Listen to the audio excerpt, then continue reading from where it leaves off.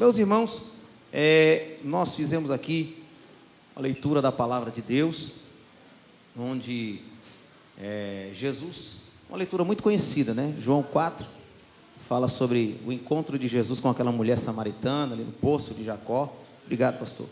E a gente já ouviu por várias vezes essa mensagem, mas essa semana eu estava lendo a palavra do Senhor, um pouco, a gente tem que ler, precisa ler, né? O Senhor tem nos dado força para estarmos lendo a palavra. O crente, ele tem que ler a palavra todos os dias, irmão. E quando não estiver lendo, ele tem que examinar. A Bíblia diz que o Senhor Jesus nos orientando, Ele nos manda examinar as Escrituras.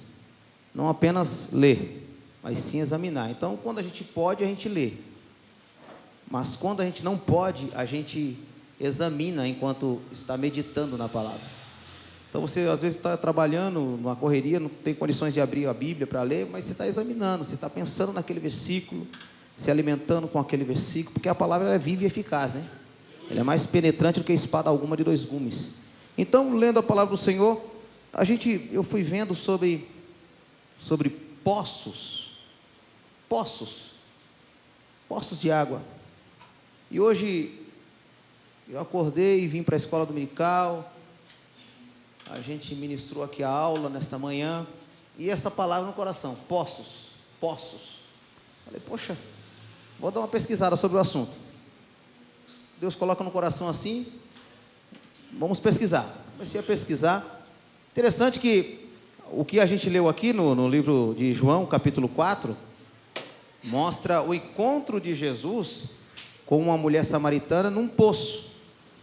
Naquele poço intitulado Poço de Jacó, né, que o patriarca Jacó tinha aberto e tudo mais, orientado pelos seus pais e assim sucessivamente. Os irmãos conhecem a história. E aí eu parei um pouco nesse texto, e aí lembrei do primeiro poço que Deus usou Abraão para cavar, né? Lá em Gênesis capítulo 21, versículo 31, ele cava um poço e ele conversa com Abimeleque, porque os irmãos conhecem muito bem. Abimeleque ficou muito preocupado, porque Deus começou a honrar muito Abraão na terra de Abimeleque, terra dos filisteus, e começa a honrá-lo. E Abimeleque fica preocupado e vai assim com o general do seu exército conversar com Abraão. Abraão explica para ele, aconteceu uns problemas aí, os seus pastores taparam os poços que eu cavei, e eu não gostei muito, mas como você está aqui querendo uma aliança comigo, eu aceito essa aliança. A gente crava aqui uma aliança. Aí ofereceu cordeiros como pacto dessa aliança, e aí depois ele torna a cavar outro poço. Tomarás estes 7 cordeiros da minha mão, para que sejam em testemunho que eu cavei este poço. Esse poço, mais na frente no capítulo 26, olha que interessante, até então, poço no Antigo Testamento era simplesmente sinal de suprir necessidade. Eu preguei aqui uns dias atrás, ou uns meses, não me lembro quando, que todas as vezes que Abraão parava num local para fixar ali, para ficar uns dias ali, ele fazia 3 coisas. Ele erigia um altar em adoração a Deus, ele armava uma tenda para proteger a sua família, e ele cavava um poço para suprir as necessidades da sua família. Todas as vezes que ele parava em algum lugar, ele fazia essas 3 coisas. E aí o poço era sinal de suprir necessidade, água, abastança, né? Matar a sede dos animais. Até então, o poço aqui, materialmente falando, era só sinal de suprir. Era um sinal de suprir necessidade, de matar a sede, de suprir a necessidade dos animais, de suprir a necessidade da sede das pessoas ali. Isaac faz a mesma coisa com o mesmo Abimeleque. Os pastores de Abimeleque, dos filisteus, tampam esses poços de novo. E aí Deus, usando Isaac, um dos patriarcas, ele retorna a cavar esses poços. E ele cava um dos poços, e esse poço, um dos pastores de Abimeleque, dos filisteus, fala, não, enquanto estava esperando dar água, não era deles. Assim que deu água, se tornou deles, dos filisteus. Esse poço aqui é nosso. é melhor você cavar em outro lugar. Isaac não quer discutir, pega os seus pastores, coloca o nome daquele poço de Ezeque, ou seja, confusão, briga, não serve para mim, vai cavar em outro lugar. Quando ele cava em outro lugar, os filisteus falam, esse poço aqui é nosso também. Então Isaac sempre foi pacificador, não quis contenda, pegou os seus pastores, vamos para outro lugar. Aí coloca o nome daquele poço de Sitna, confusão também, maldição. E aí o que acontece? Mais na frente ele cava outro poço, e aí os pastores dos filisteus viu que não tinha como arguir com Isaac, e os seus pastores falaram, deixa isso aí. Quando Isaac vê que esse poço já não era mais sinal de confusão, ele fala, então vamos habitar aqui agora, onde cavamos esse poço vai se chamar Reobote, ou seja, ampliação, ampliar as tendas, alargar as tendas. A partir daí, o poço já não simbolizava apenas um símbolo de suprir necessidade física apenas, suprir necessidade dos animais, matar a sede física ali. Já começou a ter uma amplitude espiritual, começou a ampliar as coisas, amém, irmãos?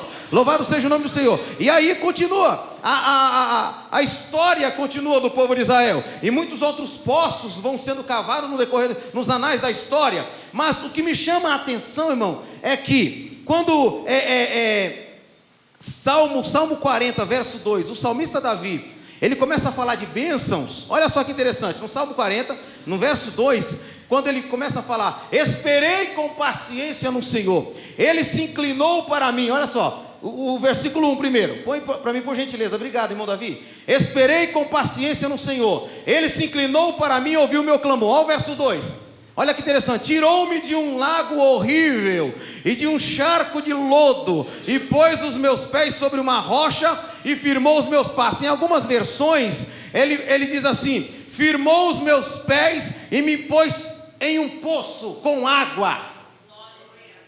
Em algumas versões está assim, a minha por exemplo.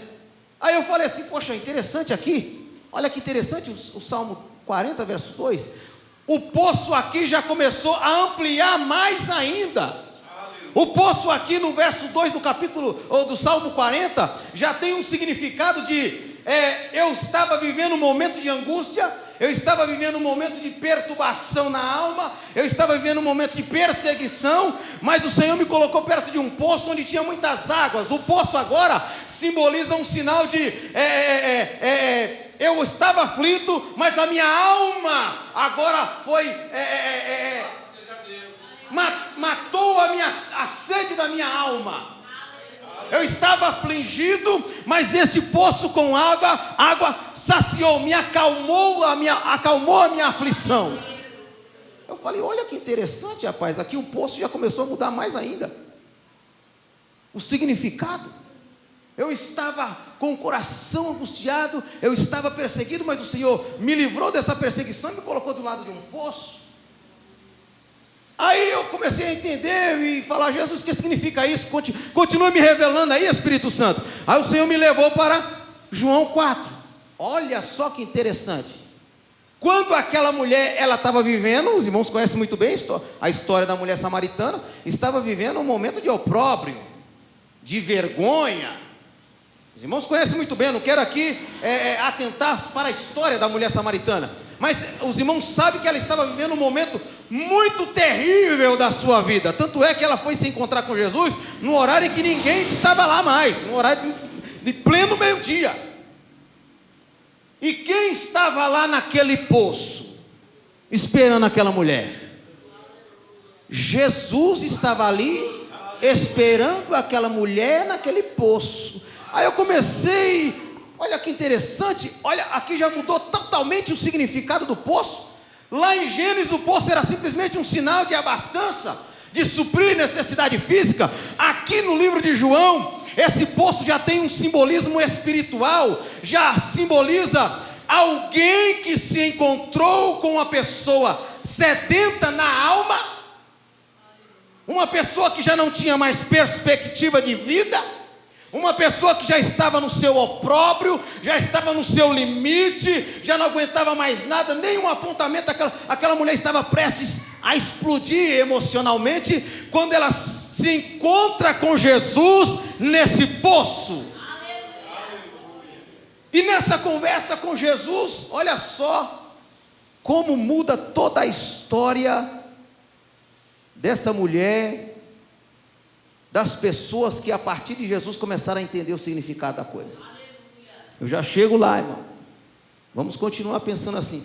Eu vou abrir um parênteses rápido aqui, para os irmãos entenderem. Às vezes eu falei isso hoje na escola bíblica dominical. Às vezes Deus mostra para o pregador algo que às vezes o pregador não consegue explicar para quem está ouvindo.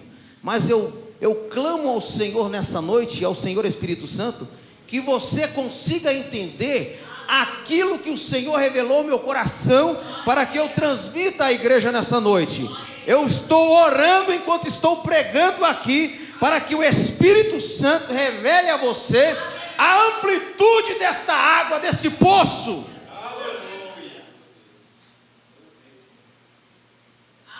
Isaías capítulo 44, Isaías capítulo 44, verso 3, Deus usando o profeta Isaías, ele fala assim: porque derramarei água sobre o sedento, e rios sobre a terra seca, derramarei o meu espírito sobre a tua posteridade, e a minha bênção sobre os teus descendentes. Essa foi uma promessa que foi feita a respeito do Senhor Jesus para toda a nação de Israel.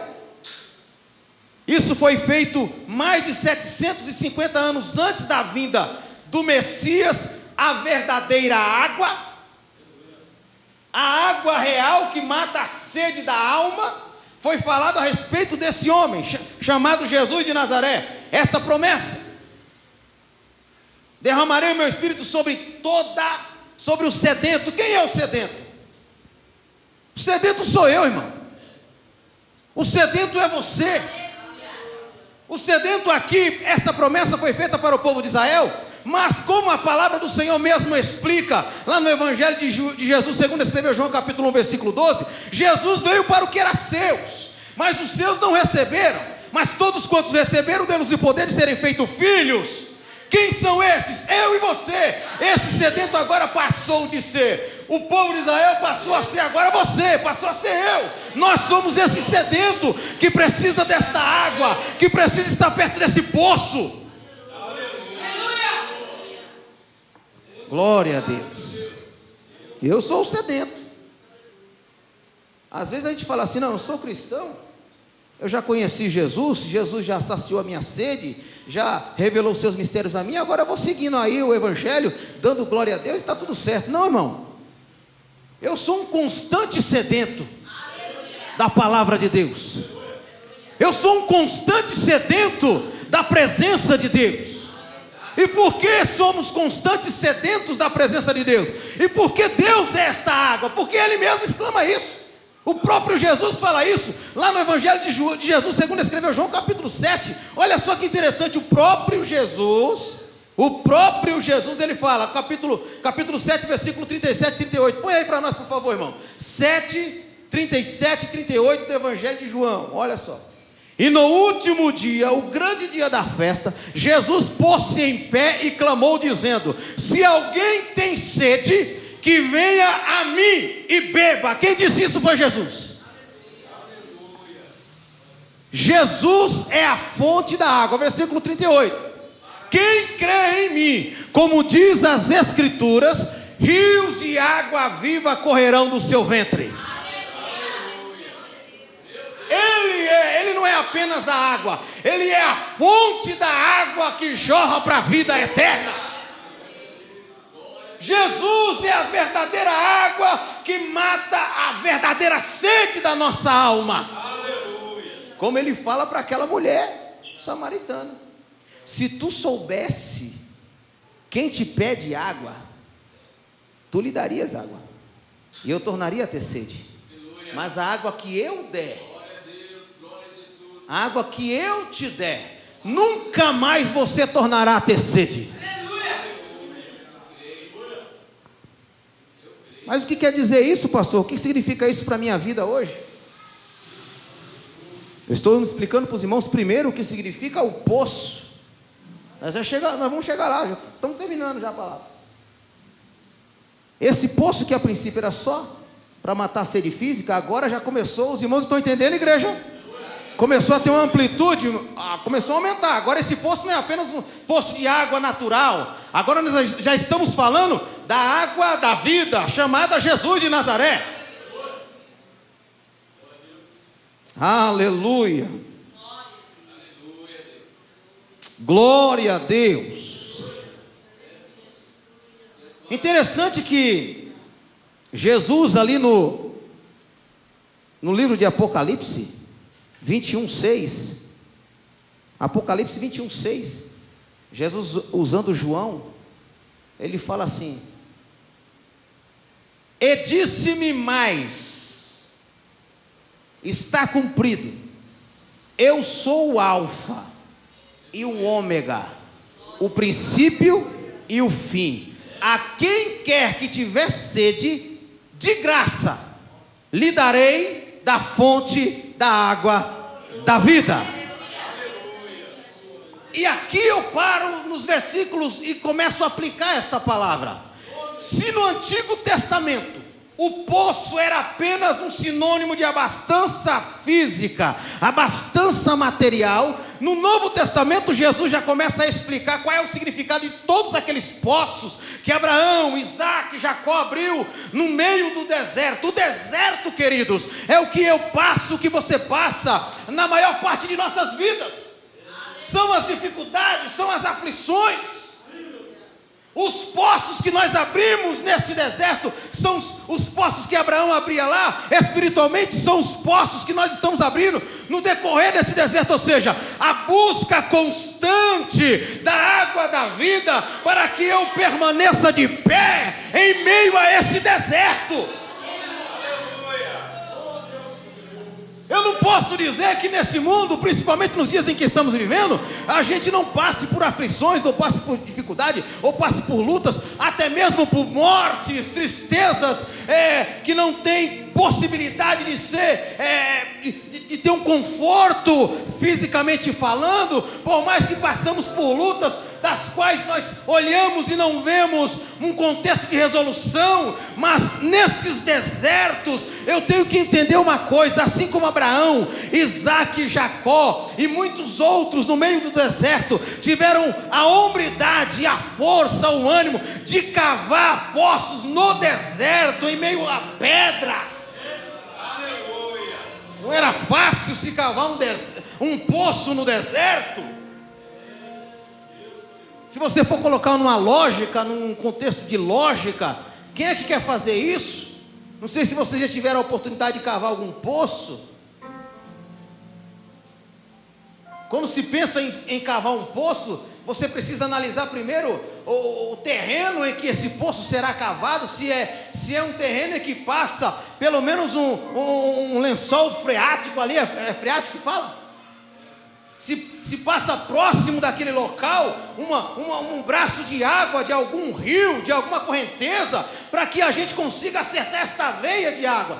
Há uma análise muito grande, estou falando na questão física, quando se vai abrir um poço. Ninguém olha para um deserto, chega num deserto de 40, 50 graus durante o dia e menos 0 grau durante a noite e fala assim: é aqui que eu vou cavar um poço. Ninguém faz isso. Só quem confia mesmo no Senhor e nas suas promessas, trazendo para o lado espiritual, mesmo que eu esteja no deserto calcicante, em que o calor das tribulações, as lutas desta vida sejam intensas, eu tenho que olhar a possibilidade de me aproximar de Jesus, a água da vida, da qual me sustentará no meio deste deserto. E eu sei que não é fácil o que eu estou falando aqui, irmão, porque eu estou falando de uma condição de crer em Deus, quando as possibilidades já dizem que não tem mais jeito. O que eu estou falando aqui, irmão, é para nós crermos, acreditarmos, termos fé num Deus invisível, do qual nós acreditamos pela fé, porque sentimos a sua presença e acreditamos na promessa que Ele fez a nós. Qual foi a promessa que Deus fez a você? E no meio dessa promessa, você vai passar pelo deserto. E no meio do deserto, você precisa cavar poços. O poço aqui é se aproximar de Jesus. O poço que era físico no Antigo Testamento, espiritualmente esse poço se chama Jesus Cristo de Nazaré. Está conseguindo entender, igreja? Nós estamos vivendo dias, momentos em que, se for optar, se eu tiver que optar para confiar em Deus incondicionalmente, ou me sacrificar o meu corpo, sacrificar dias de sono, sacrificar mais do que as possibilidades do meu corpo aguenta, para ganhar um pouco mais, para fazer um pouco mais, para falar um pouco mais, eu opto para esse sacrifício e me esqueço de cavar o poço. Eu não posso me esquecer que antes dessa contenda que Abraão teve com Abimeleque, o que aconteceu com Abraão? Aquela região em que Abraão estava, os irmãos leiam um pouquinho antes do texto de 21 de Gênesis, você vai ver que houve uma seca muito grande onde Abraão estava. O que Abraão faz? Ele desce para as terras filisteias, a terra dos filisteus. Aí ele encontra-se com Abimeleque, precisa tentar enganar Abimeleque, dizendo que Sara não era sua esposa, quase causa um dano muito grande na sua vida. Os irmãos conhecem muito bem a palavra, a história. Porque antes de confiar em Deus e cavar o poço, ele preferiu tentar achar um lugar mais acessível, mais fácil. É isso que acontece nos dias de hoje. Quando a aflição bate a porta, quando a dificuldade bate a porta, quando as lutas batem a porta, eu esqueço de cavar o poço muitas das vezes, esquecendo da promessa, mesmo em meio ao deserto, e tento procurar um local mais acessível para a resolução do meu problema. Aí onde eu me sacrifico mais, onde eu me esforço mais. Se eu precisar de um valor a mais, eu tenho que arrumar 2, 3 empregos. Se eu precisar falar com alguém com uma situação a mais, eu não meço palavras, vou lá e já falo. Se eu precisar que resolver uma situação, eu não peço orientação para Deus, já quero resolver. E me esqueço de não descer para este tipo de terra, mas ficar na onde Deus prometeu que me abençoaria, e naquele lugar cavar um poço. Está entendendo, igreja? Estamos vivendo tempos assim. Estamos vivendo momentos assim. E quando eu falo isso, eu estou falando com conhecimento de causa. Nós dirigimos igreja há um pouco de tempo já. Quem já congregou aqui há uns anos atrás, sabe muito bem que quando a situação apertava, irmão, a primeira coisa que o crente fazia era correr para o poço, correr para os pés de Jesus. Aleluia. E agora, muitas das vezes, essa está sendo uma segunda opção. Quem está entendendo, dá glória. O poço agora está sendo muitas das vezes a segunda opção. Eu primeiro vou tentar fazer assim. Eu primeiro vou tentar resolver assim. Eu primeiro vou tentar resolver com as minhas habilidades, com as minhas forças. Quando eu não consigo, porque é assim que acontece, a gente não consegue fazer nada sem o auxílio do poço, sem o auxílio da água, sem o auxílio de Jesus. O crente que optou um dia em servir ao Senhor, precisa entender que a partir daquele dia que ele optou em servir a Deus, a vida dele foi entregue nas mãos de Deus. Aleluia. Foi eu que decidi querer assim. Eu que quis assim. Quando eu levantei as minhas mãos cansadas, aceitando a Jesus Cristo como único e suficiente Salvador da minha vida, eu optei em deixar o Senhor guiar os meus passos. Eu que optei deixar Jesus conduzir a minha vida. Foi eu que optei. Ou alguém aqui foi obrigado a aceitar Jesus aqui? Se tiver alguém aqui obrigado a aceitar Jesus, eu te convido a aceitar de novo. Ninguém aqui foi obrigado a aceitar Jesus. Nós aceitamos a Jesus de livre e espontânea vontade. Eu quis voluntariamente aceitar a Jesus. Eu decidi, apesar de não ser merecedor, mas Jesus, pela sua graça, pela sua misericórdia, se revelou a mim, e eu quis Eu quis esse Jesus. Eu quis esse poço. Eu quis esta água. Mas aí, irmão, esse casamento é assim, não é assim que é casamento? Estou falando espiritualmente, casamento é assim. No começo é aquele primeiro amor. Eita Jesus, estou contigo e não abro, Jesus. Tu és o Deus poderoso, não é? Lembra do começo da sua fé? Tudo estava bom. Não, Jesus vai dar vitória. Eu creio no milagre. Lembra disso no primeiro amor? Quando a sua fé estava lá no auge, era tudo começo, era tudo bonito, era tudo maravilhoso, não é assim o casamento no começo? Não se esqueça que nós casamos com Jesus, nós somos a noiva. A igreja é a noiva. Estava tudo gostoso, estava tudo maravilhoso. No tempo certo Deus vai resolver. Eu creio na vitória, eu creio no milagre. E vamos para oração, e vamos para o monte. Pastor, como é que lê a palavra? Pastor, estou lendo aqui a palavra do Senhor, não estou conseguindo entender. Senta comigo aqui, pastor, explica aí para mim. É aquela chama, aquele negócio gostoso. Era uma bênção o negócio. Lembra disso, irmão? Começo da fé? Bom, né? Você sabia quem era o poço? Você sabia quem era a água? Você sabia que Deus ia resolver. Mas aí você vai caminhando, passa um ano, casamento, né? 2 anos. Aí vem os filhos. Aí a porta de emprego fecha, você tem que procurar emprego assim mesmo. Eita, tá desempregado, o menino chora querendo fralda, querendo leite. Casamento.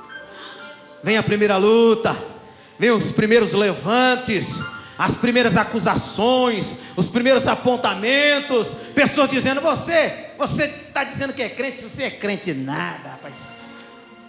Tem gente que cita até aquela frase: o pau que nasce torto não se endireita. Você é crente nada, rapaz.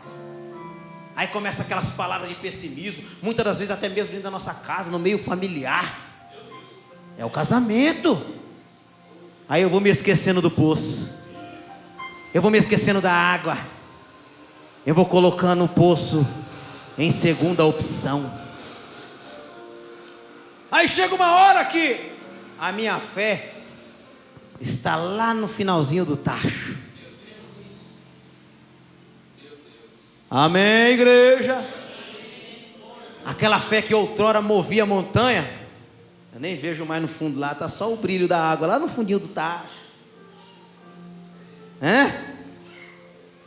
Me esqueci de chegar perto do poço e abastecer o vaso espiritual, e abastecer o odre da água, da fonte da água da vida. Eu me esqueci de me abastecer, parei de orar, parei de ler a Bíblia, parei de consagrar minha vida, a minha fé foi abaixando. Vou me afastando do poço. A primeira luta me faz afastar do poço, a segunda me faz afastar do poço. Daqui a pouco eu estou vendo o poço de longe. Mas o Senhor me convida e te convida nessa noite a se aproximar do poço, a se aproximar da água da vida. Você quer que a sua fé aumente? Como que você quer que a sua fé aumente longe do poço? Se aproxime da água da vida, irmão. Se aproxime de Jesus. Se aproxime daquele que tem que ser, que deve ser a sua primeira opção. Na hora da aflição, é para os pés dele que você deve correr. Na hora das lutas dentro de casa, é para os pés dele que você deve correr. Na hora dos desencontros conjugais, das brigas, dos pensamentos diversos dentro de casa, é pro poço, é perto do poço que você deve correr. É lá que ele vai matar a tua sede.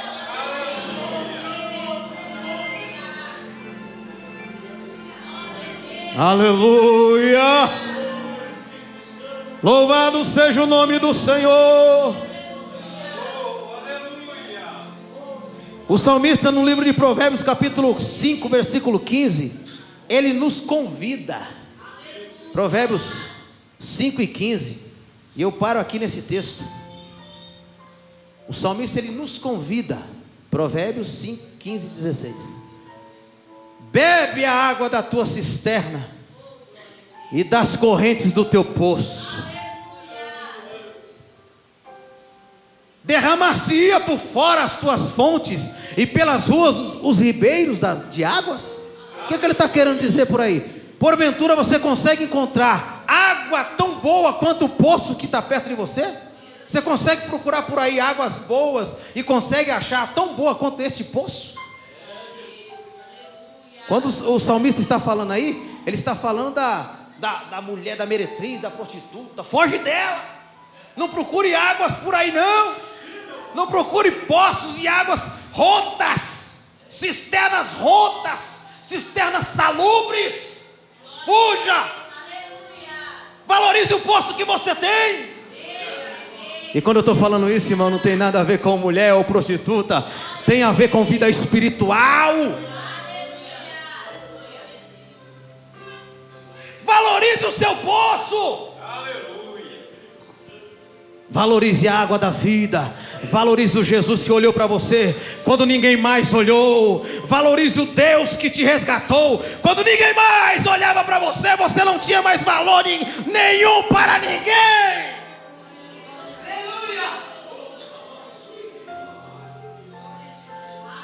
Quando até mesmo os teus pais já não te davam valor mais, Jesus olhou para você, a água da vida, o poço, e te valorizou.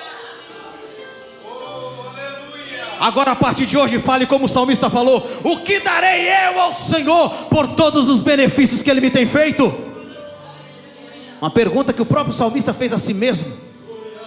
O que darei ao Senhor por ter me dado a água da vida, por ter me restaurado? Lembra aquelas depressões, aqueles picos de depressão que você tinha? Ó, Deus falando aí, irmão, Jesus está falando. Lembra aqueles picos de depressão que você tinha, que ninguém conseguia resolver? Remédio de tarja preta não conseguia resolver, medicamento nenhum resolvia, médico nenhum resolvia. Lembra disso? Mas Jesus, quando olhou para você, te sarou.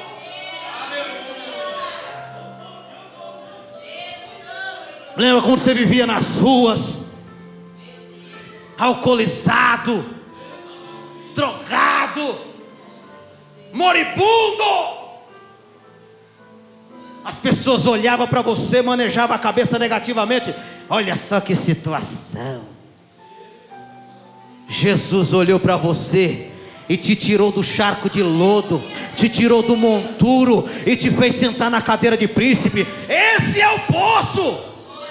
Valorize esse poço, irmão. Valorize esta água. Aleluia.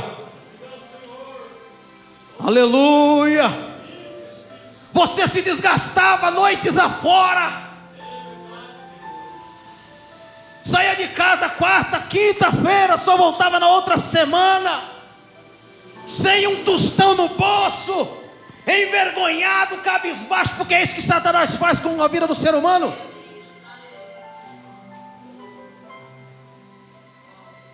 Jesus olhou para você e falou assim: não é assim que eu quero você. Não foi para isso que eu te gerei. Não foi para isso que eu te criei. Não foi para isso que eu te formei no ventre da sua mãe e te chamei para ser meu, para ser minha. Aleluia. Valorize a água. Valorize o poço que te valorizou primeiro. Amém, igreja? Essa é a palavra de Deus para a minha vida e para a tua vida. Não coloque Deus num cantinho, irmão, e só vá procurá-lo quando não tiver mais outras opções. Não faça isso não. Coloque Jesus no centro da sua casa.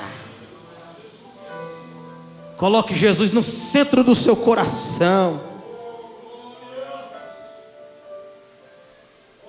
Aquela mulher, depois que entendeu, quando ela termina aquela conversa falando assim: vocês dizem que nós temos que adorar em Jerusalém.